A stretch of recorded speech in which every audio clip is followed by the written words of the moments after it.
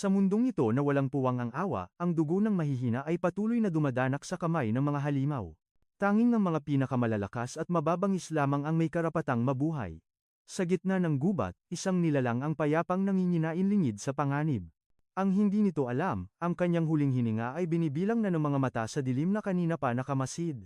Nakakubli sa mga damuhan, ang ating main character ay kalmadong inaasinta ang target habang pinipigil ang kanyang paghinga. Banat na banat ang pisi ng kanyang pana. Ang bawat kalamnan niya ay sumisigaw ng purong puwersa para sa isang perfect shot. Sa hudyat ng kanyang kasama, pinakawalan niya ang palaso. Ngunit sa halip na tagumpay, isang nakabibinging lagutok ang umalingaw-ngaw sa gubat. Dahil sa ingay, mabilis na nakatakas ang target. Sa sobrang desperasyon, napasigaw na lang ang matandang hunter sa pangalan ni Johan. Lumabas si Johan na may pilit ng ngiti, hawak ang wasak na sandata habang tinatanggap ang malupit na sermon ng kanyang master. Sinubukan niyang mga tuwiran. Masyado raw marupok ang pana kaya ito bumigay sa gitna ng matinding aksyon. Pero lalong nag-init ang ulo ng matanda. Isang linggo pa lang daw mula nang bilhin niya ang nasabing gamit. Halos maiyak ang mentor niya sa hinanakit. Isang noble si Johan, kaya bakit daw ba pinipilit nitong maging hunter sa halip na magsanay sa sining ng espada? Natahimik ang ating bida, ang kanyang mga mata ay nagdilim, tila may malalim na hugot at seryosong iniisip.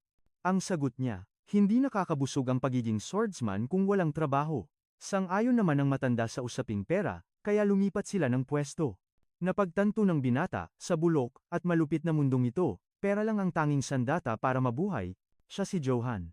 Isang kaluluwang nagmula sa ibang mundo na muling isinilang matapos ang isang trahedya sa nakaraan. Kahit isa siyang noble, siya ang pinakamababa sa kanilang angkan. Walang mamanahin, at itinuturing na basura ng pamilya. Balik sa kasalukuyan, nagtaas ng babala ang kanyang kasama, isang pack ng wild wolves ang humarang sa kanilang dadaanan, sumugod ang mga halimaw na may naglalaway na pangil. Sa takot, kumaripas ng takbo ang matanda at iniwan si Johan sa ere. Pero ang ating bida? Nanatiling nakatayo, kalmado niyang inanalisa ang sitwasyon sa kanyang paligid. Alam niyang nasa loob siya ng isang makatotohanan at madugong medieval era kung saan normal ang mamatay anumang oras. Sobrang lala ng lugar na ito, tila pati ang mga kaluluwa ng mga namayapa ay hindi matahimik sa lupang ito. Nagtataka ang kasama niya kung taga-village ba ang mga bangkay, pero para kay Johan, wala na itong halaga. Buo ang loob niyang sinabi na sa mundong ito, ang mahihina ay ipinanganak lamang para maging pagkain ng malalakas. Kumuyom ang kanyang mga kamao, hinding-hindi siya papayag na maging biktima ng sistemang ito. Para maiwasan ang malagim na kapalaran, sumigaw siya na may apoy sa kanyang mga mata. Ang kailangan niya ay limpak-limpak na salapi. Noong una, umasa siyang magkakaroon ng cheat skill o status window, pero dahil wala, iisa lang ang goal niya, ang magpayaman hanggang sumuka ng ginto. Kapag may salapi, makakatakas siya sa impyernong ito at magagawa ang lahat, maging merchant man o simpleng magsasaka. Habang lunod siya sa imahinasyon ng kayamanan, tinawag siya ng master niya para ipakita ang isang natuklasan, isang pambihirang halamang gamot, ang imp's grass, na kilala sa husay nitong magpatigil ng pagdurugo. Walang atubili, hinablot ito ni Johan. Hindi gamot ang nakikita niya, kundi ang tumataginting na halaga nito sa merkado. Abot tenga ang ngiti ng ating mukhang perang bida, habang ang kasama niya ay napanganga na lang sa inasal nito. Maya-maya pa, itinuro ni Johan ang isang maliit na pouch sa lupa. Akala niya ay nahulog ito ng kanyang master. Pinulot niya ito, pero nagtaka ang hunter. Hindi raw kanya yon at imposibleng may ibang tao sa liblib na gubat na ito. Biglang nanlaki ang mata ng matanda, tila isang nakakabahalang realidad ang pumasok sa kanyang isipan, sabay silang napatingala. Isang nakapanindig balahibong tunog ang gumapang mula sa dilim ng kagubatan, isang tinig ng desperasyon ang umalingaw-ngaw. Humihingi ng saklolo habang tumatakbo ng walang direksyon. Sinundan nila ang tunog ng mga ungol at sigaw. Doon, nakita nila ang isang batang babae, nako-corner sa itaas ng puno ng mga gutom na lobo. Nakilala ito ng master bilang si Del, ang anak ni Robert. Bakit nasa gitna ng panganib ang isang paslit, higit na malalaki at mababangis ang mga lobong ito. Handa silang lumapa ng tao anumang oras. Nanginig sa takot ang hunter, hindi raw nila kakayanin ang ganito karaming kalaban kaya dapat na silang tumakas at humingi ng tulong. Pero pinigilan siya ni Johan. Sa gulat ng matanda, desidido ang binata na suungin ang panganib. Sumigaw si Joseph na delikado ang plano. Ang mga lobo ay natural na predator ng mga tao. Pero buo ang loob ng binata. Siya raw ang magsisilbing pain para mailigtas ng kasama niya ang bata. Hindi makapaniwala ang hunter. Isang noble, iaalay ang sarili para sa isang commoner, kabayanihan ba ito? Pero lumingon si Johan na may tusong ngiti. Hindi ito charity work. Nakikita niya ang 10 lobo bilang tumataginting na ginto kapag ibinenta ang mga balat nito. Sa isang ngiting abot tenga, handa na niyang harapin ang kanyang mga munting minahan ng ginto. Samantala, gulong-gulo ang isipan ng kanyang kasama sa nakikitang kakaibang asal ng binata. Hinugot ng bida ang espada sa isang tindig na puno ng butas, bagay na agad pinuna at kinutya ni Joseph. Walang pasubali, sumugod ang mga halimaw. Ngunit gumalaw ang binata na tila hanging humahaginit para salubungin sila. Sinalag niya ang pangil ng unang lobo, pigil ang mabangis na puwersa nito gamit ang kanyang talim. Mariing kinagat ng halimaw ang bakal, pilit na dinudurog ang espada gamit ang matatalim nitong pangil. Wala itong balak bumitaw, at lalo pang idiniin ang panga sa naghihingalong sandata. Sa gulat ng lahat, nagkapira-piraso ang espada dahil sa lakas ng kagat, music, at mula sa gilid, isa pang halimaw ang biglang sumunggab. Sa gitna ng kaguluhan, nalubog ang binata sa dagat ng mababangis na hayop sa isang malagim na eksena. Napasigaw na lamang si Joseph ng pangalan ni Johan, sakal ng takot at pag-aakalang katapusan na nito. Samantala, sa teritoryo ng pamilya Ates, isang marangyang prosesyon ang bumabagtas sa nayon ng Baltroden para sa inspeksyon. Nanginginig na yumuko ang mga marurungis na taga-nayon, puno ng takot sa kanilang mga puso. Habang dumaraan ang mga maharlika, mahigpit na niyakap ng isang matanda ang paslit upang protektahan ito sa malupit na realidad. Reklamo naman ng isang kabit na si Madam Ites, nakakasulasok daw ang baho ng mga hampas lupang nagtipon doon. Pinagmasdan ito ng panganay na si Philip Ates gamit ang matang malamig at walang pakiramdam. Maging ang Panginoon ng lupain na si Jezen ay nandidiri sa lugar, tinatawag itong isang miserableng kaparangan. Ibinulong ni Philip na wala roon si Johan, music at nag-alok na magpadala ng mga sundalo upang hanapin ang kapatid. Sumabog sa galit si Jezen, na tila bulkang nag-aalboroto nang malaman ang pagliban ng kanyang bunsong anak. Sa gitna ng inspeksyon, isinigaw niyang wala siyang pakialam kay Johan at sana'y matulad na lang ito sa malagim na sinapit ng ina nito. Puno ng pandidiri, patuloy na nilait at isinumpa ng ama ang kanyang nawawalang anak. Biglang pinatigil ni Jezen ang kabayo sa tapat ng isang bundok ng dayami, lumuhod ang isang magsasaka at humingi ng tawad bago magpaliwanag. Paliwanag nila, tinakpan nila ang mga kagamitan sa pagsasanay ni Johan dahil inakala nilang ito ay music. Sadyang napakapangit tingnan. Natawa lang si Jezen at tinawag na insekto ang anak, ngunit nagbago ang ihip ng hangin nang masilip niya ang nakatago sa ilalim. Bumungad sa kanya ang mga troso na tila ginulpi ng paulit-ulit na suntok at sipa. Nanlaki ang mata ni Jezen sa dami ng nawasak na kahoy, nagtataka kung anong klaseng lakas ang may gawa nito. Balik sa gubat, nakadapa si Johan habang pinagpipiestahan ng mga naglalaway na lobo. Akmang tatapusin na siya ng isang halimaw nang bigla itong tumigil, tila nakaramdam ng panganib mula sa binata. Biglang sinakmal ni Johan ang panga nito. Hindi raw niya istilo ang espada, at gamit ang di maipaliwanag na lakas, ibinalibag niya ang hayop palayo. Ngumisi ang bida at sinabing lalaban siya sa sarili niyang paraan, sabay tawag sa mga lobo na kanya raw mga walking ATM. Alam niyang sa mundong ito, matira ang matibay. At para hindi maging biktima, kailangan niya ng salapi. At para makuha ang perang yon, kailangan niya ng higit pa. Habang sumusugod ang kawan, ikinuyom niya ang kanyang kamao, music, nang mahigpit, handang ipalasap ang tunay niyang bangis sa pakikipaglaban. Ang kailangan niya ay kapangyarihang yayanig sa mundo, lakas na lalampas sa limitasyon ng isang normal na tao. Tulala si Joseph sa nasasaksihan, isang diretso at malupit na suntok ang pinakawala ni Johan sa mukha ng lobo na hindi nakaporma. Sa tindi ng puwersa, tumalsik sa ere ang iba pang mga lobo na tila mga basahan lamang. Sinakal ng binata ang isa pa, ipinapamalas ang nakakasilaw at kolosal na lakas pisikal. Sa isang mabilis at brutal na eksena, ibinigay niya ang huling hatol sa walang kalaban-laban na nilalang. Bumagsak ang bangkay ng lobo sa lupa, habang nanlalaki ang mga mata ni Joseph sa kanyang kinatatayuan. Hindi makapaniwala ang veteranong hunter at napaisip kung saang impyerno nang galing ang ganoong klaseng lakas. Nakangiting tumayo si Johan sa gitna ng mga bangkay, kinukwenta na kung magkano ang kikitain niya sa mga balat na ito. Bumalik ang alaala ng kanyang pagkabata, maaga niyang natutunan na walang puwang ang mahihina sa bagong mundong ito. Walang humpay na pang-aapi ang inabot niya sa kanyang mga kapatid, tinatawag siyang bastardo at ipinamumukha ang kawalan niya ng ina. Dahil sa kanilang mataas na ranggo, music, ginawa nila itong laruan at pinagbubugbog sa tuwing nais nilang magpasikat. Habang nakahandusay sa lupa, napagtanto ng batang Johan ang kalupitan ng realidad, walang sasagip sa kanya, kaya't sarili lamang niya ang maaari niyang sandalan para mabuhay. Gamit ang kaniyang talino, nagsimula siyang magplano ng mga stratiya para mabuhay sa marahas na mundong ito. Sa kabutihang palad, hawak ng ating bida ang isang alas ang karunungan at siyensya mula sa kaniyang nakaraang buhay. Dahil dito, taglay ng kaniyang isipan ang mga kaalamang hindi pa kayang abutin ng sinuman sa panahong ito. Ginamit niya ang bawat butil ng impormasyon para palakasin ang sarili sa pamamagitan ng matinding pagsasanay. Bumuo rin ang binatilyo ng diet plan gamit ang modernong siyensya at sinabayan pa ng disiplina ng martial arts, bagay na ikinamangha ng lahat. At sa paglipas ng maraming taon, patong-patong na pawis at sakripisyo ang inalay niya sa kaniyang training.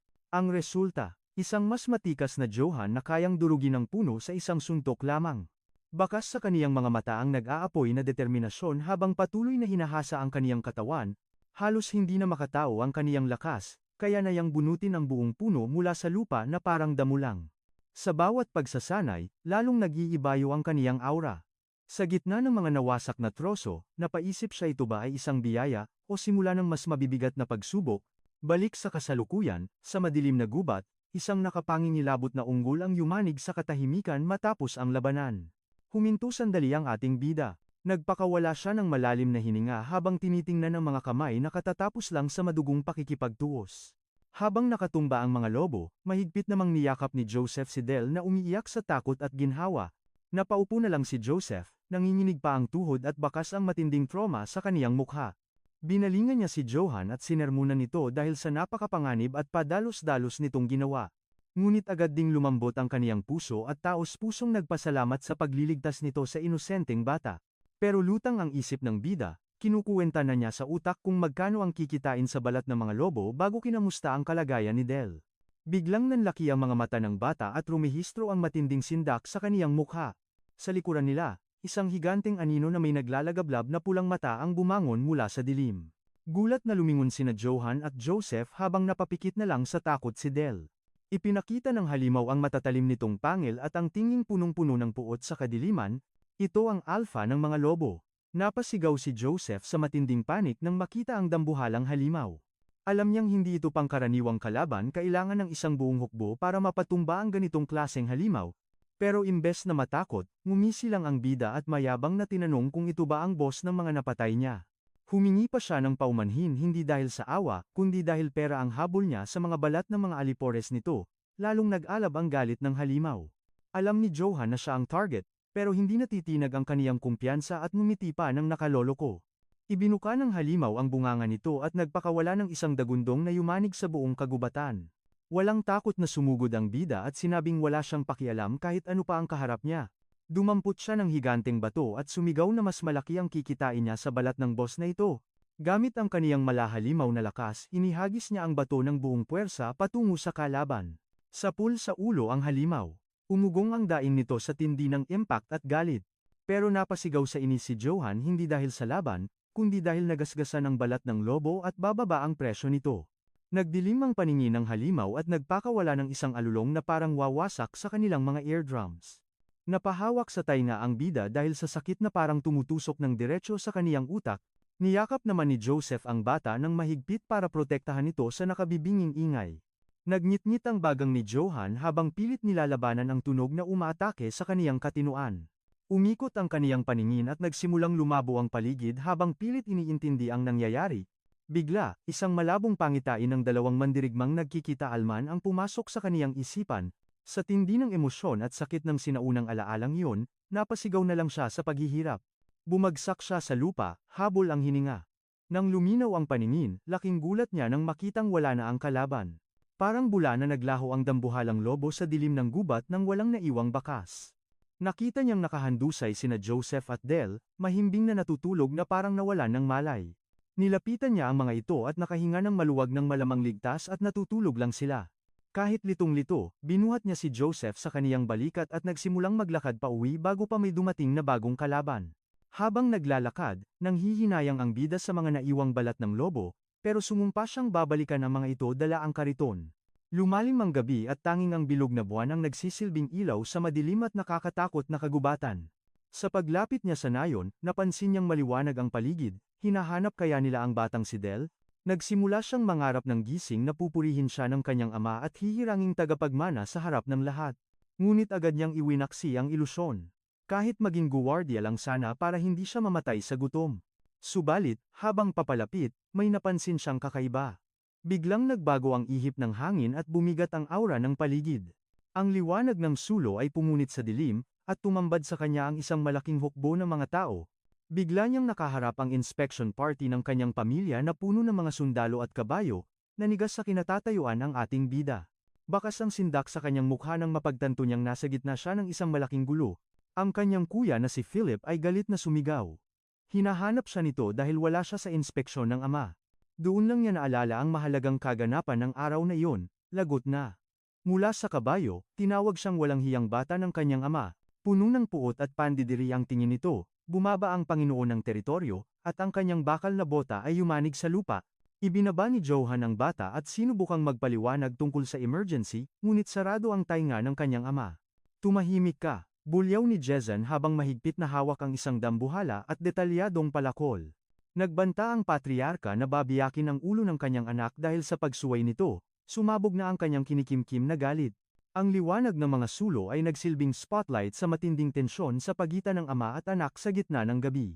Patuloy ang paninigaw ni Philip, pinaratangan niya ang kapatid ng kawalan ng respeto sa kanilang ama dahil sa pagliban nito. Parang binuhusan ng malamig na tubig si Johan nang ma-realize niyang tuluyan niyang nakalimutan ang inspection. Muli siyang inalipusta ng ama, tinawag na isip bata at bastardo habang ipinapakita ang matinding pagkasuklam. Mabibigat at nakakatakot ang bawat hakbang ng lalaki palapit. Mukhang hindi na ito biro, nanganganib ang buhay niya. Susubukan sana niyang mga tuwiran, ngunit pinutol agad siya bago pa man lumabas ang mga salita sa kanyang bibig. Itinaas ni Jason ang kanyang palakol, isinigaw niyang dudurugin niya ang ulo ng aroganteng anak dahil sa pambabastos nito. Sa isip ng bida, kakaligtas lang niya sa kamatayan kanina, tapos ito ang sasalubong sa kanya, wala na nang nakuha na balat ng lobo. Ngunit biglang sumilay ang isang ngiti, na pagtanto niyang pwede niyang baliktarin ang sitwasyon at gawin itong gintong oportunidad. Kaya't nagsimulang magpaliwanag si Johan. Hindi daw siya lumiban ng sadya, abala siya sa pagliligtas ng buhay sa kagubatan. Sa sandaling iyon, isang lalaki ang sumigaw sa pangalan ni Del at tumakbo palapit sa walang malay na bata, umiyak niyang niyakap ang anak at nagpasalamat sa Diyos na ligtas ito. Walang tigil ang pagiyak ng ama dahil sa labis na ginhawa. Ligtas na ang kanyang anak matapos ang matagal na paghahanap. Sinamantala ni Johan ang pagkakataon at ipinaliwanag na pinalibutan ng mga lobo ang bata kaya nakipaglaban siya. Namangha ang mga taga-nayon, ipinagmalaki niyang ginampanan lang niya ang tungkulin bilang anak ng isang kabalyero. Yumuko ang binata ng puno ng respeto at nangakong ipagpapatuloy ang pag-aalay ng buhay para sa kaligtasan ng lupain. Lakas loob pa siyang humiling na maging kapitan ng guwardiya, na halos ikasabog sa inis ng mukha ng kapatid niyang si Philip. Sa kanyang isipan, binabati na ng bida ang sarili. Napakagaling na pag-arte at promosyon sa sarili ang ginawa niya. Pero sarkastikong ngumiti si Jason. Tinawag siyang future captain sabay hanap sa bangkay ng mga lobo bilang ebidensya. Nagngit-ngit sa galit ang isip ng binata, hindi niya inasahang hahanapan siya ng konkretong ebidensya ng ama. Gayunpaman, pinanatili niya ang kanyang akto. Sa likod ng pilit na ngiti, iginiit niyang nagsasabi siya ng totoo. Mas nilakihan pa niya ang kasinungalingan. Sinabi niyang nakaharap niya ang maalamat na Great Dark Wolf, na ikinagulat ng lahat.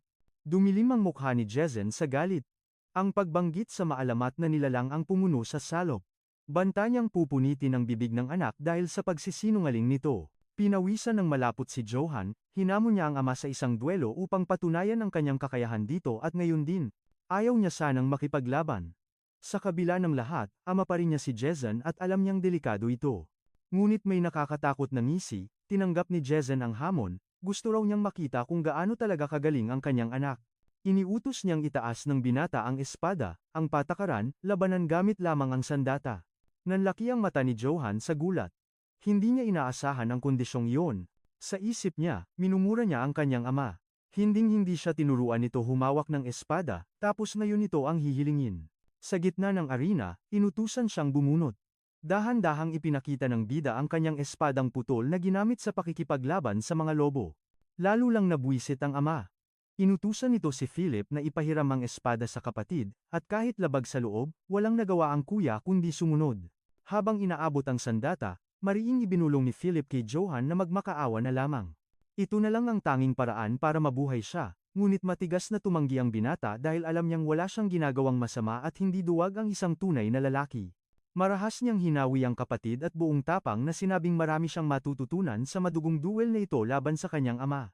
Isinuot naman ni Jezan ang kanyang battle helmet, hudyat na handa na siyang durugin ang sinumang humamon sa kanya. Buo ang loob ng ating bida na sa pagpapakita ng kanyang gilas, mapipilitan ang kanyang ama na kilalanin ang kanyang halaga bilang mandirigma. Sa gitna ng tensyon, itinuon niya ang buong atensyon sa laban na magdidikta ng kanyang kapalaran sa pamilyang ito, ngunit biglang. Music. Nanlaki ang mga mata ng ama, at isang matinding gulat ang bumalatay sa kanyang mukha na parang nakakita ng multo. Isang nakakapanindig balahibong pulang aura ang sumabog mula sa espada ni Johan. Nagtataka man si Jezin, sumugod agad ang binata at nagpakawala ng isang dambuhalang taga na sumalpok sa palakol ng ama. Sa sobrang lakas ng impact, nagsimulang magkalamat at madurog ang bakal na talim ng palakol ni Jason. Ang puwersa ng pagtama ay dumaloy mula sa sandata hanggang sa katawan ng Lord ng teritoryo, dahilan upang mapadaing ito sa sakit at gulat. Patuloy na yumanig ang shockwave sa buong arena, patunay sa halimaw na lakas na inilabas ng ating bida laban sa kanyang sariling kadugo. Napaurong si Jezan, ngunit ibinaon niya ang mga paa sa lupa upang hindi tumilapon. Nagngalit ang kanyang mga bagang sa sobrang puot sa kapangahasan ng kanyang bunsong anak. Nilamon na ng galit, itinaas niya ang kanyang wasak na palakol at itinuring na parang isang pesteng parasitiko ang sariling anak. Sapul si Johan sa marahas na ganti ng ama. Ramdam niya ang pagyanig ng kanyang buto sa tindi ng sakit na kumalat sa kanyang katawan, nanigas sa takot ang kanyang mga kapatid Music dahil napagtanto nilang seryoso ang ama at handa nitong tapusin ang buhay ng binata. Sumigaw ang malupit na patriarch at sinabing hindi niya tinuruan lumaban ang anak dahil wala naman itong silbi sa digmaan kahit kailan. Walang tigil ang kanyang pang-aalipusta. Idinidiin na kahit anong pagsisikap ang gawin ni Johan, hinding-hindi nito mahihigitan ang kanyang kapangyarihan.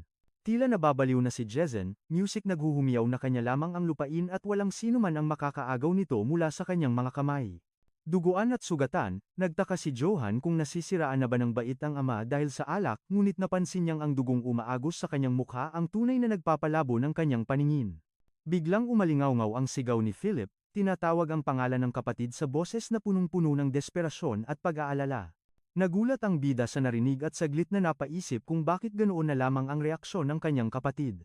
Dahan-dahan niyang inangat ang kanyang mukha, at kahit dehado, isang matalim na tingin ang ipinukol niya sa kanyang ama. Ang mga nanunood na taong bayan ay saksi sa karahasan, nanginginig sa takot at walang magawa kundi panuurin ang malagim na eksena. Gamit ang huling patak ng kanyang lakas, sinalag ni Johan ang dambuhalang palakol gamit ang Music na titirang piraso ng kanyang espada. Napakabigat ng pressure at nagliparan ng mga alyab ng apoy habang nagsusukatan sila ng lakas sa gitna ng arena. Ngunit hindi na kinaya ng espada ng binata ang bigat at tuluyan itong nadurog, dahilan upang mawalan siya ng sandata. Habang nakaluhod sa lupa, tinanggap ng bida ang mapait na pagkatalo sa tabi ng wasak na espada. Lumapit si Jezan at dinuraan siya ng salita, alamin daw niya ang kanyang lugar at huwag nang hahamon muli. Sa isang tinging nakamatay, nagbanta ang ama na kapag nakita pa niya ang pagmumukha nito, Music, tuluyan na niyang dudurugin ang bungo nito. Tinalikuran ng Lord ang kanyang anak at naglakad palayo, iniwan siyang lugmok at puno ng kahihiyan. Mag-isa sa gitna ng arena, pinalibutan si Johan ng mga matang puno ng awa at habag, ngunit walang imik ang sinuman. Sa isang sulok, may naglakas loob na bumulong na ang ginawa ni Jezan sa sariling anak ay sadyang napakalupit at hindi makatarungan.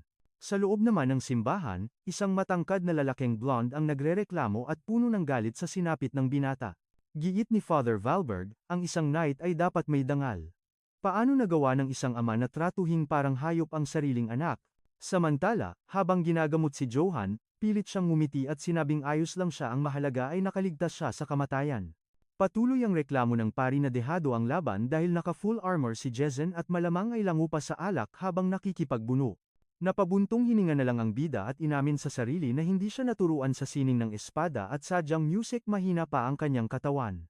Sinubukan siyang palakasin ni Valard, ipinaalalang veterano ng maraming digmaan ang kanyang ama at taglay nito ang techniques ng kanilang angkan. Nabanggit ng pari na may isang knight sa kabilang bayan na kayang tumapos ng 300 sundalo ng mag-isa. Namangha si Johan na posible palang maging ganoon kalakas ang isang tao. Napagtanto niyang mahalaga ang teknik sa pakikipaglaban at masyado niyang minaliit ang kanyang ama kahit pa ito ay lasing. Nang mabanggit ng binata ang tungkol sa itim na lobo o Black Wolf, biglang nagbago ang timpla ng mukha ni Father Valard na palitan ito ng gulat at takot. Mahigpit niyang hinawakan sa balikat si Johan at inusisa kung totoo bang nakita niya ang maalamat na nilalang sa kagubatan. Kinumpirma ito ng bida at sinabing maging sina Joseph at Del ay saksi sa halimaw bago sila nawalan ng malay. Halos manginig ang pari sa gulat at agad na nagdasal bilang pasasalamat sa Diyos. Habang litong-lito ang binata sa nangyayari, dali-daling kumuha si Valberg ng isang lumang libro sa estante upang ipakita ang music isang mahalagang bagay. Binuksan niya ang aklat at ipinaliwanag na sa mahabang panahon, ang mga Black Wolf ay itinuturing na isang malaking tabo at sumpa sa kanilang rehiyon. Sa mga pahina ng sinaunang aklat, tumambad ang isang kahindik-hindik na larawan ng lobong may tangay na bangkay sa bibig nito. Para sa mga pari, ang mga halimaw na ito ay hudyat ng nalalapit na pagkagunaw at walang katapusang lagim. Ayon sa mga alamat, ang paglitaw ng itim na lobo ay laging may kaakibat na pighati at trahedya para sa sangkatauhan. Saglit na nabalot ng katahimikan si Johan habang pilit niyang iniintindi ang bigat ng babala tungkol sa mga itim na lobo. Kahit nalabag sa kanyang paniniwala, naisip niyang baka ito'y babala sa madugong laban nila ng kanyang ama, at sumang-ayon naman ang pari. Ngunit may ngiti sa labi ng pari, pinayapa siya nito na huwag mag-alala dahil ang proteksyon ng langit ay nasa panig ng mga taong may mabuting puso. Isang pilit at alanganing ngiti ang kumawala sa ating bida, habang tinatanong sa sarili kung karapat-dapat ba siya sa tinura ni Father Valberg. Dahil sa kaibuturan ng kanyang isipan, inamin niyang ang tanging mahalaga lang sa kanya ay magkamal ng limpak-limpak na salapi para sa marangyang buhay. Samantala, sa lupain ng Brits malapit sa 8th Estate, sumiklab ang impyerno sa lupa at naghari ang purong kaguluhan. Sa gitna ng naglalagablab na apoy at makapal na usok, ang hiyaw ng pagmamakaawa ay nilamon ng karahasan habang yakap ng isang ina ang kanyang anak. Sa sandali ng matinding takot, ang kanilang pagsusumamo ay binaliwala, at isang karumal-dumal na kapalaran ang naghihintay sa mag-ina. Walang awang tinapos ang kanilang hininga, at sa isang iglap, ang buhay ng pamilyang iyon ay brutal na pinutol. Bumagsak sa lupa ang kamay ng biktima na wala ng buhay, isang saksi sa malagim na katapusan ng madugong gabing iyon. Nagkwentuhan ang dalawang kabalyero, nagtataka kung bakit pa nagpupumiglas tumakbo ang mga tao gayong tiyak naman ang kanilang kamatayan. Sumang-ayon ang isa sa kalupitan ng sitwasyon, ngunit ni katiting na pagsisisi ay wala kang mababakas sa kanilang mga mata. Pagkatapos ay tinambak ng mga mersenaryo ang mga bangkay handang tupukin ang lahat sa apoy upang burahin ang ebidensya ng kanilang krimen. Wala silang pakialam sa karahasan, ang mahalaga lang ay matapos ang trabaho at makuha ang kikinang naginto bilang kabayaran. Sa harap ng dambuhalang gate na nilalamon ng apoy, lumuhod ang isang kabalyero sa harap ng isang misteryoso at nakapanghihilakbot na nilalang. Iniulat niya sa kanyang pinunong si Karamov na tapos na ang misyon, sabay abot sa singsing ng pamilya Brits.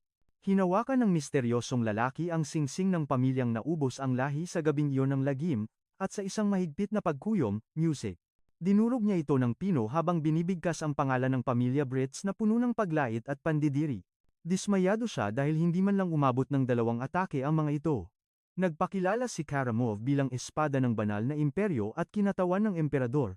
Siya rin ang tagakolekta ng selyo at ang magpapataw ng parusa sa lahat ng tiwaling maharlika ayon sa utos ng kanyang kamahalan.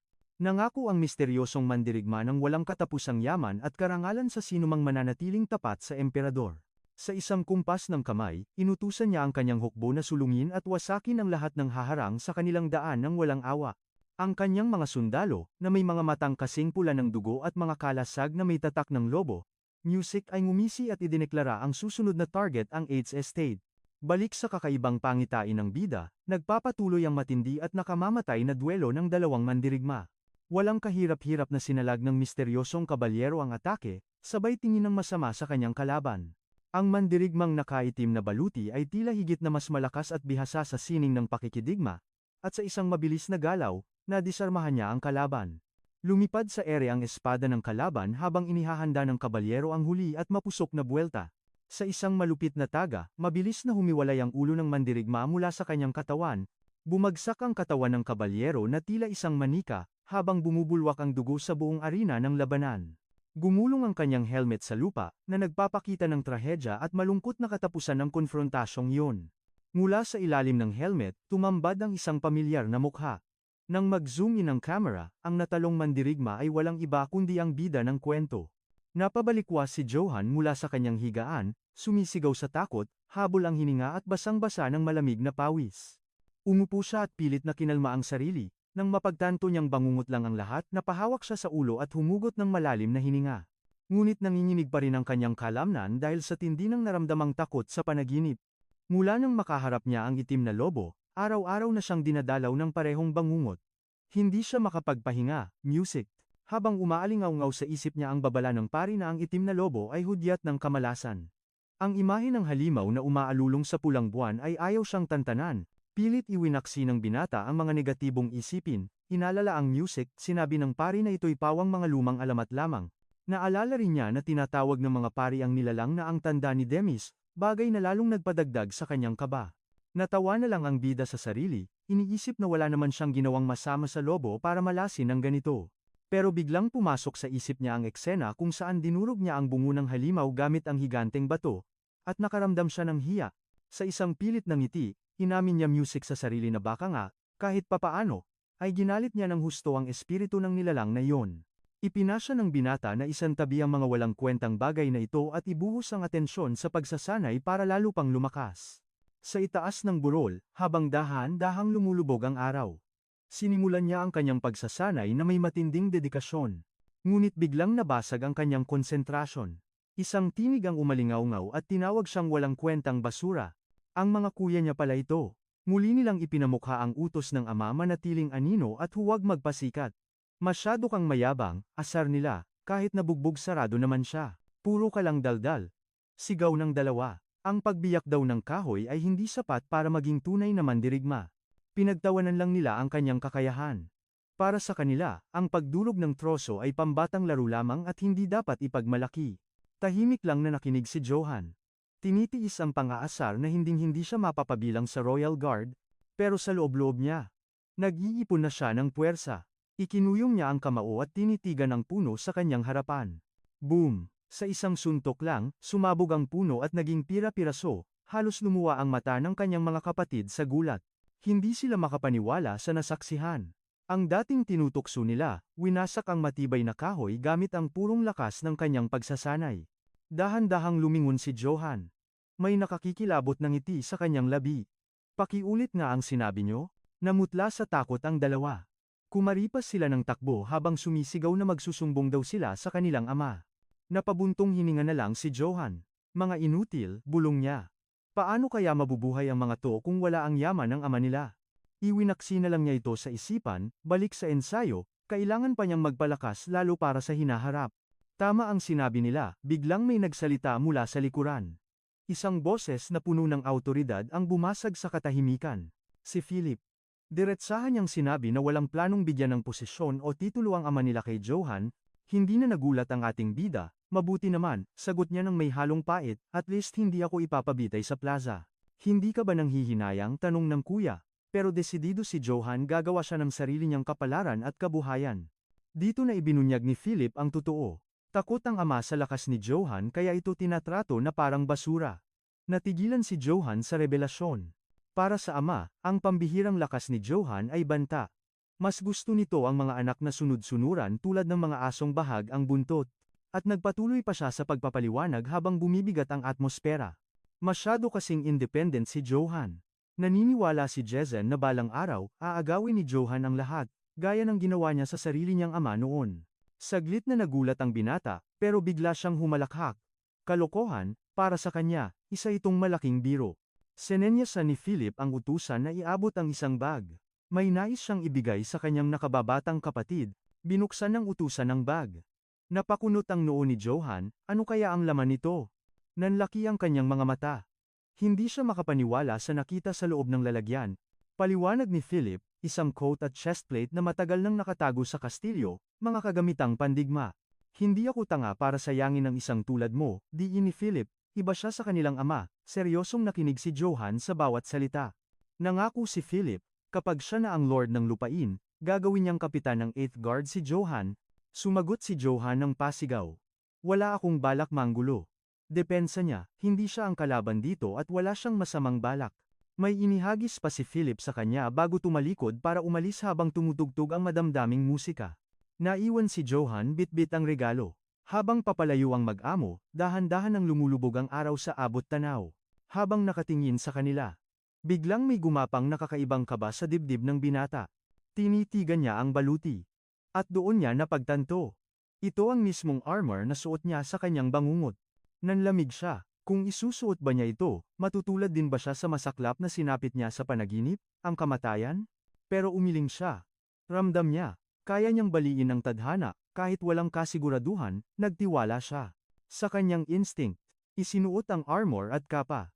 Agad na dumaloy ang lakas sa kanyang katawan, handa na siya sa anumang hamon. Tuluyan ang nilamon ng dilim ang paligid. Ang gabi ay nagbabadya ng bagong panganib at pakikipagsapalaran para sa binata. Samantala sa isang tavern, mainit na pinag-uusapan ng mga aldeano ang mga kaganapan sa bayan. Bida ng kwentuhan si Johan. Isa siyang tunay na bayani. Sigaw ng isa. Iniligtas daw nito sina Del at Joseph mula sa mababangis na lobo. Di hamak na mas marangal siya kaysa sa ama niyang lasenggo at babaero. Sa isang sulok, isang lalaking nakahud ang tahimik na nakikinig sa baytawa ng mahina. May isa pang lalaki ang nanggigil. Crack! Nadurog ang hawak niyang baso sa sobrang sang-ayon sa mga batikos sa Lord. Tumayo ang ama ni Del. Sagot ko ang inuman ngayong gabi, magpakalasing kayong lahat bilang pasasalamat. Itinaas niya ang tagay. Para kay Johan. Ang magiting na kabalyero na nagligtas sa aking anak mula sa tiyak na kapahamakan. Biglang binalingan ng isang lalaki ang misteryosong nakahud. Sino ka ba? Ngayon lang kita nakita rito ah. Ngumisilang ang estranghero at sarkastikong sumagot, ang tatapang niyo naman, harap-harapang nilalait ang Lord sa harap ng dayuhan. Nanigas sa takot ang dalawang lalaki at tila naputulan ng dila. Huli na nang ma-realize nila ang malaking pagkakamali sa bagong salta. Gumuhit ang isang ngiting demonyo sa mukha ng lalaking nakahud.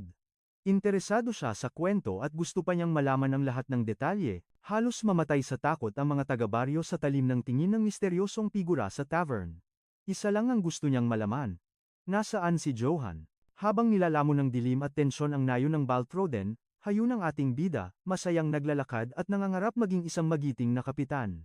Sa isip niya, kapag naging Lord na si Philip, bubukas na ang gintong pintuan ng tagumpay at gloria para sa kanya. Pero bigla siyang napatigil. May kakaibang bagay na umagaw sa kanyang atensyon sa gitna ng kalsada, isang lasing na nakahandusay sa lupa. Para sa isang future captain, hindi pwedeng palampasin ang ganitong eksena. Nakangiti siyang lumapit para tumulong. Aalalayan na sana niya ito pauwi bilang mabuting mamamayan, pero sa pagdapo ng kamay niya, naramdaman niya ang lamig ng bakal sa kanyang leeg, agad na napalitan ng gulat ang kanyang mukha, hindi pala ito lasing. Isa itong assassin na nag-aabang ng pagkakataong umatake gamit ang kanyang patalim. Nanigas ang bida sa gulat. Sa gitna ng madilim at delikadong gabi, tila ang lumang kubo na lang sa malayo ang natitirang saksi. Pero mabilis ang reflexes ni Johan. Sa isang iglap, nakawala siya sa patibong at agad na lumayo sa misteryosong pumatay. Kagagawan ba ito ng ama niya? Hindi. Kung siya iyon, siguradong personal siyang susugod dito para tapusin siya. Ang stepmother kaya niya? O si Philip? Pero malabo, hindi magagawa ng kapatid niya ang ganitong klase ng katrayduran. Napamura na lang ang binata sa inis. Sino ba ang nagpadala ng assassin na ito para kitilin ang buhay niya? Hinarap niya ang lalaking nakahud. Seryoso at puno ng tapang ang tanong niya.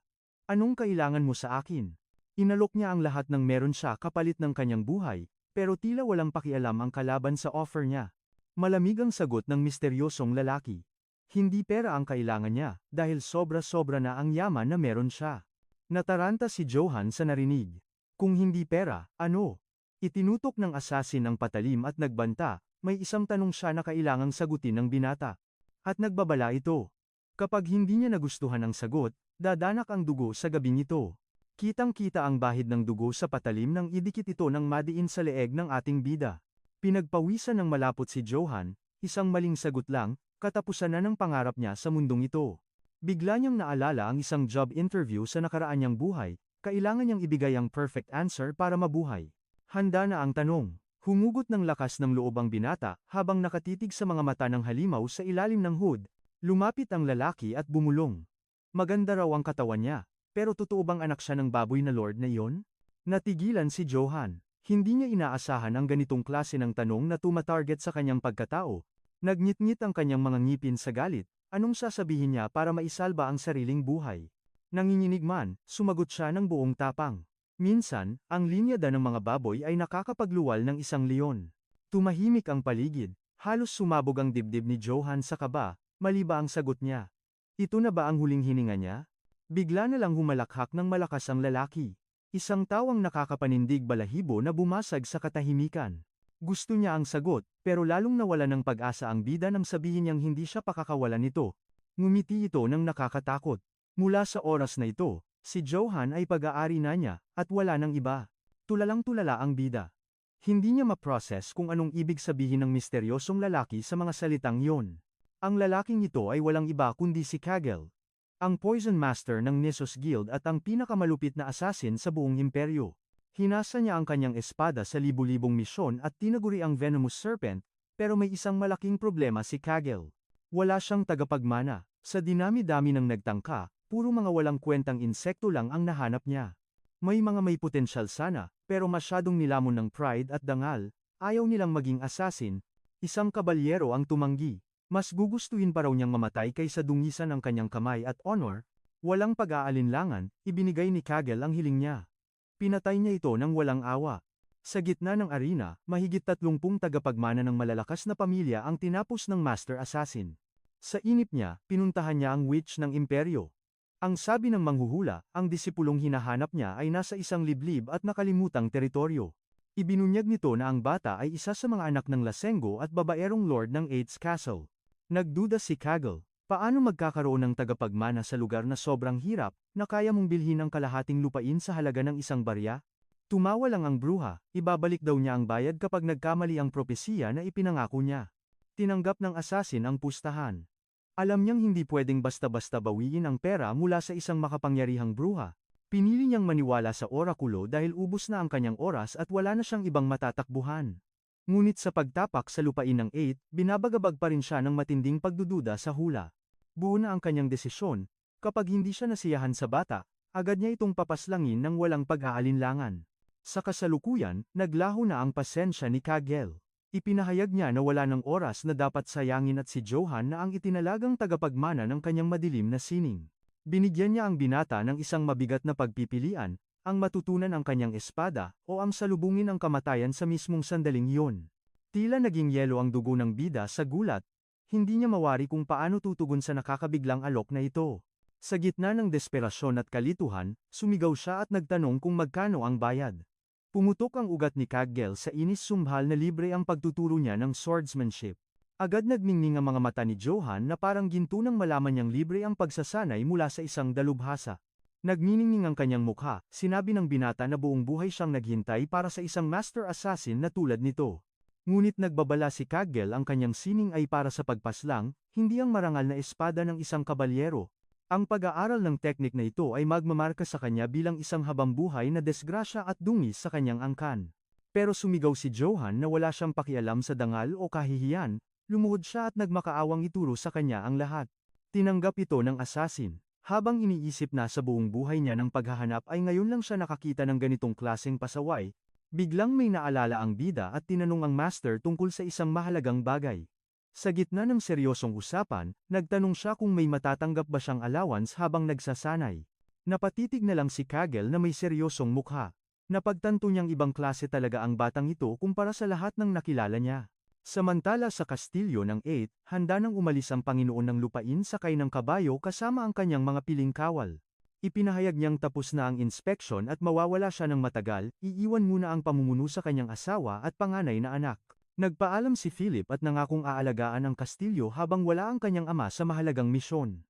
Sumingit ang madrasta ni Johan kahit anong gawin ng iba, ang kastilyo ay mapupunta sa kanya balang araw. Ngunit pinutol siya ni Philip ng mariin. Siya ang susunod na Panginoon at wala nang iba pa sa pamilyang ito. Napagod na si Jezen sa kanilang bangayan. Sinabihan niya silang gawin na lang ang anumang gusto nilang gawin. Ipinaalala ng panganay na wala pa si Johan at nagtanong kung ano ang gagawin. Nagngalit ang bagang ng ama marinig lang ang pangalan ng Suwail na bunsong anak. Nanlamig si Philip sa takot sa reaksyon ng ama, ngunit pinanatili niya ang kanyang tikas habang naghihintay ng malinaw na sagot. Malamig na nagwika si Jezen, huwag mag-aksaya ng oras sa basurang yun dahil wala nang halaga ang buhay niya sa kanya. Sumang-ayon ang panganay at humingi ng tawad sa ama, ipinapakita ang kanyang lubos na pagsunod at pagpapasakop. Sa kanyang isipan, nagtataka si Philip kung nasaan na si Johan at ano ang ginagawa nito. Sa gubat naman, handa ng sukati ni Kagel ang kakayahan ng binata.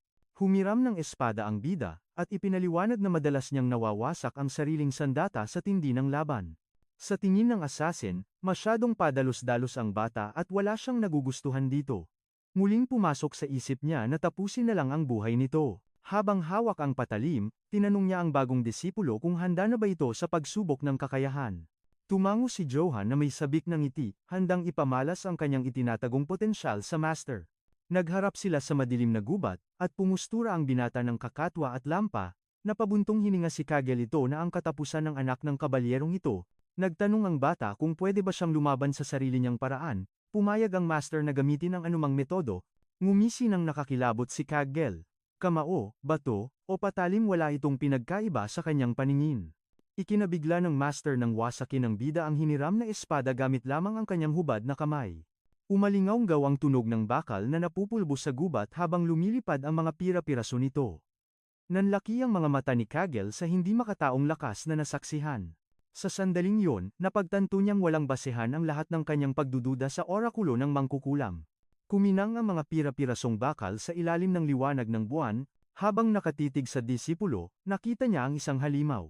Tama ang hula, ang batang ito ay may kapangyarihang hindi nasusukat, ngumiti ng may kumpiyansa si Johan, handang umatake gamit ang kamao at purong lakas, naging saksi ang kabilugan ng buwan sa pagbagsak ng mga bubog sa paligid nila. Nagulantang ang asasin sa hangin na tinutulak ng suntok ng bata at agad naghanda para salagin ang matinding impact. Alam niya ang katotohanan, kapag tinamaan siya ng bigat ng suntok na iyon, madudurog ang kanyang buto at laman ng walang tira. Naunawaan ni Kagel na hindi tao ang kaharap niya, kundi isang mabangis na leyon. Namumula ang mata sa puot, sumugod si Johan dala ang kamao ng pagkawasak. Ngunit kumilos ang master assassin sa bilis na hindi masundan ng mata at madaling nailagan ang atake. Ginamit ni Kagel ang kanyang serpent technique, gumagalaw ng parang tubig at hindi mahulaan, na labis na ikinalito ng bida. Gulat na gulat ang binata sa galaw ng master, hindi niya mabasa kung saan nanggagaling ang susunod na hakbang. Isang tumpak na hampas gamit ang patag na bahagi ng espada ang tumama sa kanya, bumagsak si Johan sa lupa at umungol sa tindi ng sakit.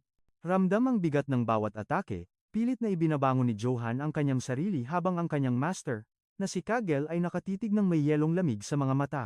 Walang emosyong ibinunyag ng master, na likod lang ng espada ang tumama, pero gulat siyang nakatayo pa rin ang binata at hindi nawala ng malay.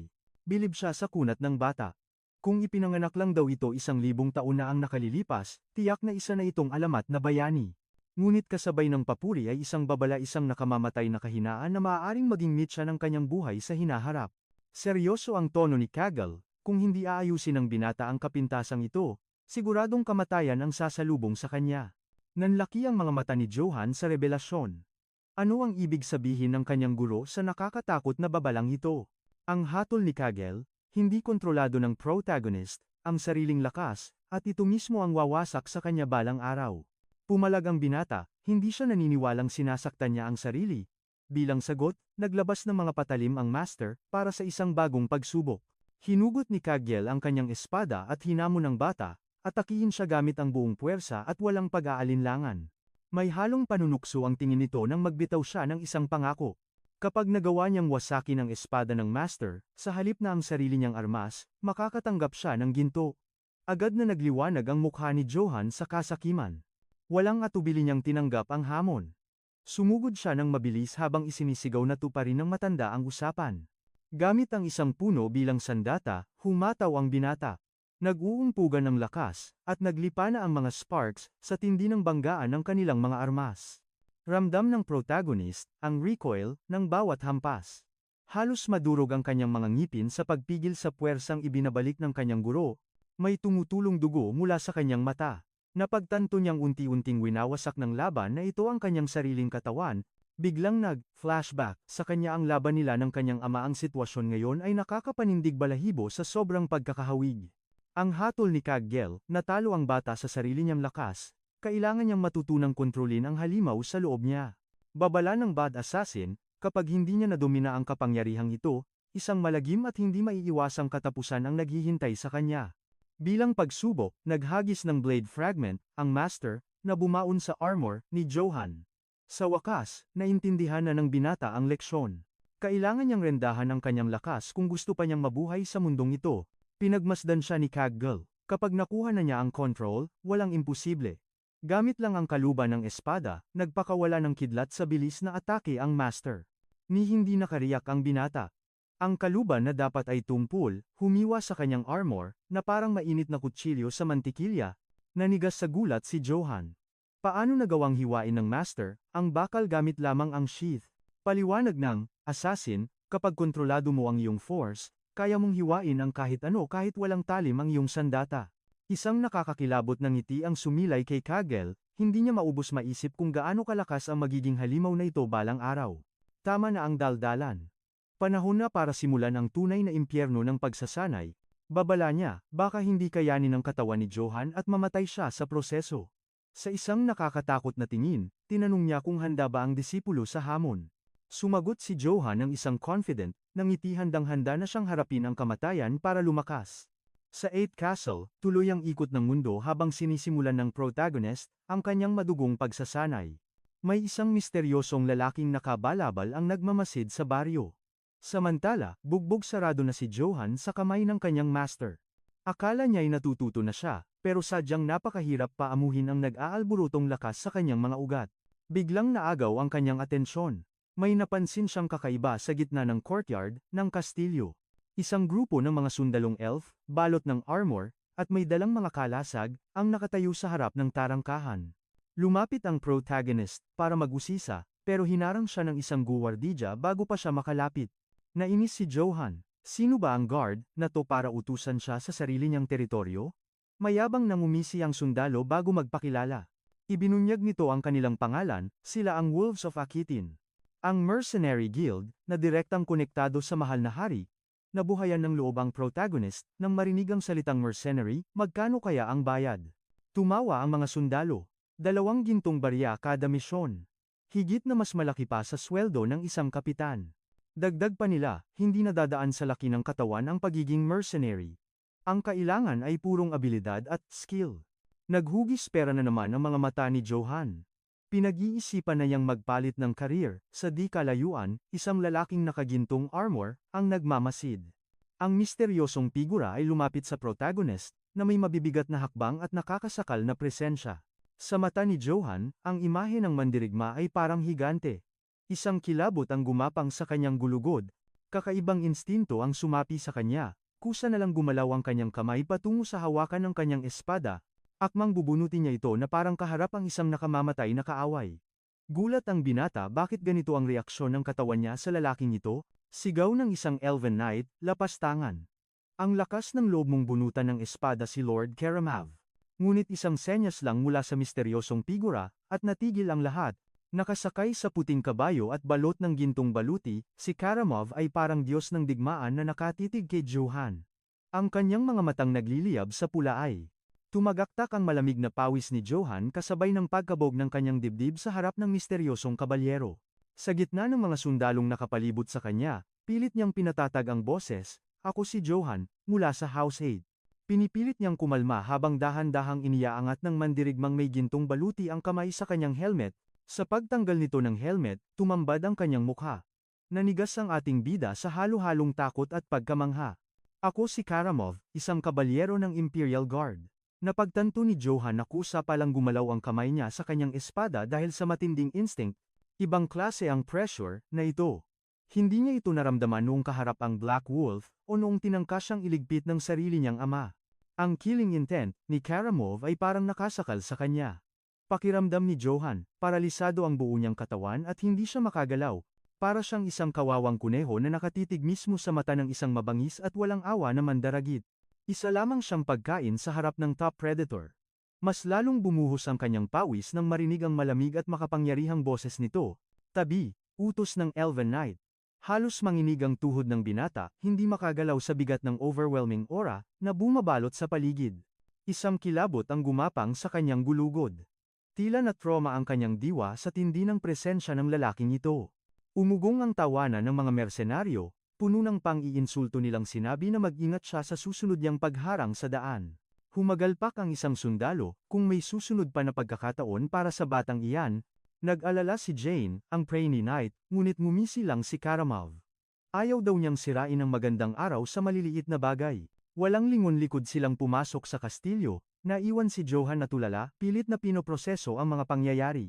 Nanatiling tahimik ang bida, hindi maalis sa isip niya ang biglaang pagdating ng isang Knight of the Emperor. Sa kabilang banda, halos himatayin sa gulat si Philip. Nagkukumahog siyang tumakbo papuntang courtyard, upang salubungin ang panauhin. Nagtataka siya kung bakit dadayo ang isang napakataas na opisyal sa liblib at nakalimutang lugar na tulad nito. Hinihingal na nagpakilala si Philip bilang susunod na lord. Ngunit biglang sumingit ang madrasta ni Johan, kasama ang anak nitong si John. Puno ng kalandian ang ngiti ng ginang habang pinupuri ang kabalyero.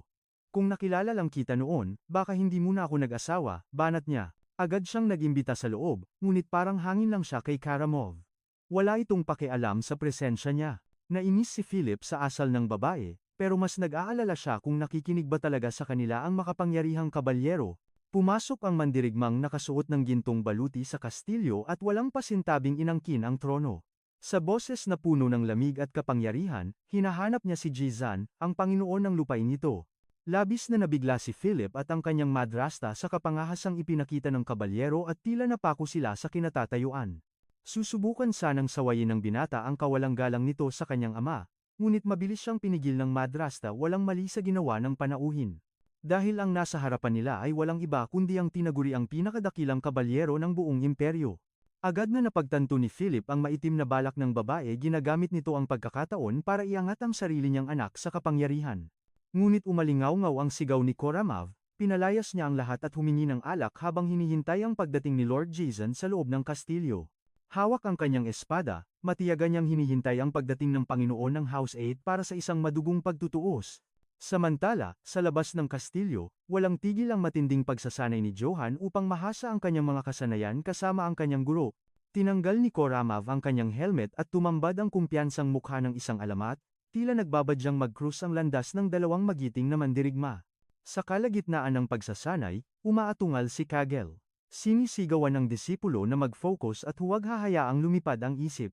Napapngalit ang bagang ng binata sa hirap habang pilit na iniiwasan ang matutulin at matatalim na atake ng kanyang guro.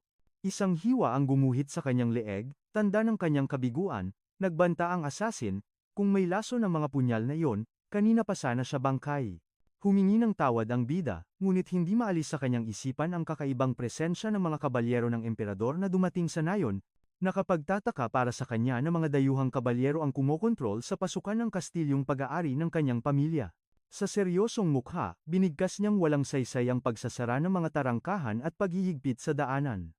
Nagtanong si Kagel kung ano ang magagawa ng isang tulad niya, kahit patila kahina-hinala at kakaiba ang sitwasyon. Ipinaliwanag ng guro na si Koramov ang pinakamalakas na mandirigma sa kontinente at ang sentro ng lakas ng imperyo. Gulat na nagtanong si Johan kung mas malakas pa ba ang Elven Knight na iyon kaysa sa kanyang master na isang assassin. Natahimik ang assassin sandali, at sa kanyang seryosong mukha, inamin niya ang katotohanan kung makakaharap niya si Koramov, tatakbo siya ng walang lingon-lingon. Buong tapang na sinabi ng bida, malalaman lang ang resulta kapag tapos na ang laban, ngunit bigla siyang binatukan ng kanyang guro. Sinigawan siya ni Kagel na lumugar sa tama, dahil hindi pa nga niya makontrol ang sarili niyang lakas. Hinamak siya nito at tinawag na musmos na walang alam sa sining ng espada. Para sa maestro, wala siyang binatbat laban sa isang tunay na kabalyero. Ngunit nag-apoy ang determinasyon sa mga mata ng binata, nangako siyang magsasanay at paghahandaan ng anumang hamon ng tadhana. Napabuntong hininga na lang ang maestro sa tigas ng ulo ng disipulo, tinanggap niya ang hamon dito na magsisimula ang impyernong pagsasanay. Music umalingaw-ngaw sa buong kagubatan ang tunog ng nagbabangga ang mga bakal. Walang humpay na inatake ni Kagel ang binata. Sigaw niya'y huwag sumuko habang pilit na sinasabayan ng disipulo ang bilis ng kanyang guro. Ang lahat ay ibinigay niya upang matutunan music. Ang mga teknik, walang awang pinipressure ni Kagel ang binata gamit ang mabibilis na atake upang sukatin ang hangganan ng lakas nito. Bakas ang bagsik sa mukha ng maestro. Huwag kang titigil. Sigaw niya, ipinagbabawal ang kahit saglit na pahinga. Nagtataka ang bida bakit hindi niya matamaan ang guro gayong ibinubuhos naman niya ang buong puwersa ng kanyang katawan. Rekalamo niya, kahit kaluban ng espada ay hindi niya magasgasan. Unti-unting nilalamon siya ng inis sa sariling kahinaan. Dito na itinuro ng asesino ang sikreto ng daloy ng lakas. Kailangang ipunin ang puwersa sa dulo ng talim para sa isang tumpak na hataw. Huwag kang humataw ng parang bulag, utos niya. Ang bigat ng atake ay dapat ilipat mula sa katawan patungo sa dulo ng sandata. Sa paglipas ng panahon, nakuha ni Johan ang ritmo. Napansin ni Kagel na nagbago ang tunog ng espada ng bata, mas matalim, mas mapanganib. Music, lalong tumindi ang pagsasanay. Para silang sumasayaw kay kamatayan sa gitna ng madilim na gubat habang nagpapalitan ng mga hiwa. Naramdaman ng bida ang pagbabago. Ito na, bulong niya sa sarili, habang inihahanda ang isang mapagpasyang atake. Gamit ang tamang timpla ng lakas, isinentro niya ang lahat ng kanyang enerhiya sa dulo ng espada para sa isang wawasak na hataw. Nagliwanag ang kanyang mga mata ng asul na apoy.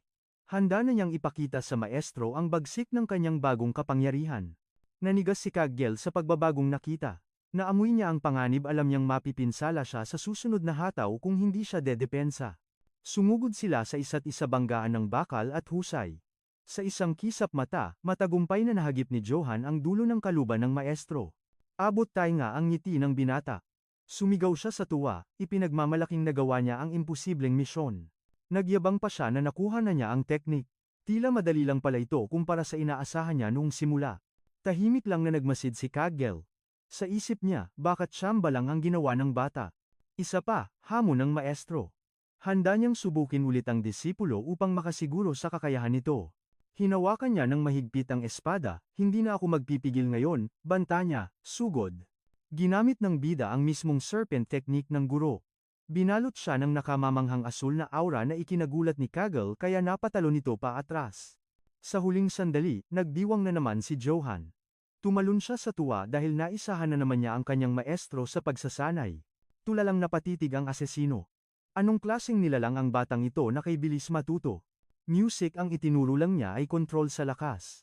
Pero nagawa na agad ng bata ang lihim na teknik, ang dila ng ahas. Isang beses lang niya itong nakita noong una silang magkita, pero perpekto na niyang naabsorb ang galaw. At ang mas nakakakilabot, mas pulido pa ang paggamit niya nito kaysa sa mismong lumikha ng teknik. Natahimik si Kagel, hindi maproseso ng utak niya ang halimaw na talento ng kanyang kaisa-isang disipulo. Sabi ng kanyang instinto at karanasan, kung walang milagro, hindi na niya kayang talunin ang batang ito sa susunod. Napailing ang pinuno ng pinakamalakas na guild sa imperyo. Isa siyang halimaw, bulong niya, habang ang bida naman ay masayang nagdidiwang music. Dahil sigurado na ang kanyang kinabukasan at kabuhayan. Biglang nag-anunsyo si Kagel. Tapos na ang turo, aalis na siya bago sumikat ang araw. Nagulat ang binata, kakarampot pa lang ang alam niya sa pag-iespada. Labag man sa loob, inamin ng maestro na nalampasan na siya ng kanyang disipulo sa loob ng wala pang music. Isang linggo. Kampante na siyang hindi mawawala ang sining ng kanyang espada, kaya hinayaan na niyang mamuhay ang bata ayon sa gusto nito. Music, nagpaalam ang asesino. Pinuri niya ang binata sa sipag nito upang maabot ang ganitong antas ng kapangyarihan. Aalis ka na talaga? Tanong ng bida. Tumango ang maestro, hindi siya nananatili sa iisang lugar ng matagal. Sa harap ng apoy, inamin ni Kagel na hindi ito dahil isa siyang asesino, kundi dahil ito na ang kanyang likas na kalikasan. Biglang nagtanong ang bata tungkol sa masamang pangitain ang itim na lobo na nakaharap niya noon. Ikinuwento niya ang engkwentro sa nilalang at ang bangungot kung saan palagi siyang napupugutan ng ulo. Akala ng bida, si Kagel ang kamalasang dala ng lobo, nang magpakita ito. Sagot naman ng guro, ang malas ay walang tiyak na anyo, music. At kung napatay siya noon, iyon sana ang senyales. Bago tuluyang lisanin ang kampo, may huling payo ang asesino sa kanyang tagapagmana. Hanapin mo ang sandatang nababagay sa lakas mo, ani niya. Kailangan mo ng espadang gawa sa bakal ng danis. Isang maalamat na metal na puno ng mahika, na matatagpuan lamang sa mga sinaunang guho. Dahil naglaho na sa kasaysayan ang paraan ng pagpapanday nito, ang mga sandatang gawa rito ay maituturing na maalamat at walang katumbas na yaman. Inusisa ng binata ang presyo nito, ngunit isang mapait na sagot ang natanggap niya. Kulang ang buong buhay niyang ipon para mahawakan man lang ito. Hindi naintindihan ni Johan ang ibig sabihin ng guro, ngunit sadya pala itong sampal sa realidad upang ipamukha sa kaniya kung gaano siya kahina. Seryosong nagbabala si Kagel, sa oras na makakita siya ng gumagamit ng Danis Steel, tumakbo na siya agad kahit gaano pa ito kalayo. Tumango ang binata at itinarak sa isipan ang paalala upang hindi maging kampante. Tumayo na ang assassin, handa nang iwan ang disipulo sa gitna ng gubat. Isang huling aral ang iniwan niya bago tuluyang lumisan, wag na wag siyang makikipagbuno sa mga kalaban na hindi niya kayang talunin. Ngunit kung wala ng takas, kailangang gamitin ang lahat ng paraan gaano man ito karumi basta't siguraduhin niyang siya ang titindig na panalo. Taimtim na nakinig ang binata, at bawat salita ng guro ay inukit niya sa kaniyang puso at diwa bilang sandata sa hinaharap. Nagpaalam na si Kagel na may iisang hiling sa kaniyang kaisa-isang estudyante, ang huwag hayaang maputol ang kaniyang buhay ng maaga. Tumakbo kung alanganin, pumatay kung kailangan niyan ang batas ng survival, mahigpit na nangako si Johan na mananatiling buhay anuman ang mangyari.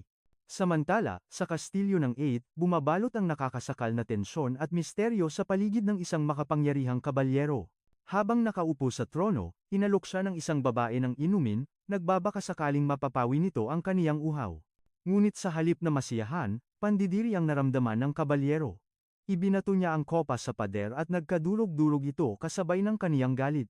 Dismayadong wika ni Karamov, ang tanging alak na papasa sa panlasa niya ay matatagpuan lamang sa silid ng Panginoong si Jizan. Sinubukan siyang akitin ng madrasta ni Johan patungo sa pribadong silid, puno ng pangako ng aliw, ngunit tila hangin lang siya sa paningin ng lalaki. Ibinulong ng babae ang mainit na pagnanasa na magsaya silang dalawa, subalit nanatiling yelo ang puso ng kabalyero. Sa tinig na mas matalim pa sa espada, ipinagtabuyan niya ang babae at inutusang maglaho sa kaniyang harapan. Natigilan ang madrasta sa lupit ng pagtanggi. Nagmakaawa siya at nangatwiran na kaunti na lamang ang natitira nilang oras. Ibinunyag ni Karamov na darating si Lord Jizan sa kalaliman ng gabi, at kasabay nito ang pagliwanag ng mapulang aura sa kaniyang mga mata. Isang demonyong ngiti ang gumuhit sa kaniyang labi, pagod na siya sa paghihintay, kaya sisimulan na niya ang festival ng katayan. Narinig ni Philip ang nakakakilabot na mga sigaw mula sa labas, at nilukob ng matinding takot ang kaniyang buong pagkatao. Sa kabilang dako, biglang nanlamig ang pakiramdam ni Johan. May kakaibang bigat sa hangin na nagbabadya ng isang masamang pangitain. Nanlaki ang kaniyang mga mata nang matanaw ang itim na usok at naglalagablab na apoy na tumutupok sa kalangitan. Ang buong nayon ay nilalamon na ng impyernong apoy. Hindi siya makapaniwala sa trahedyang sumambulat sa kaniyang harapan.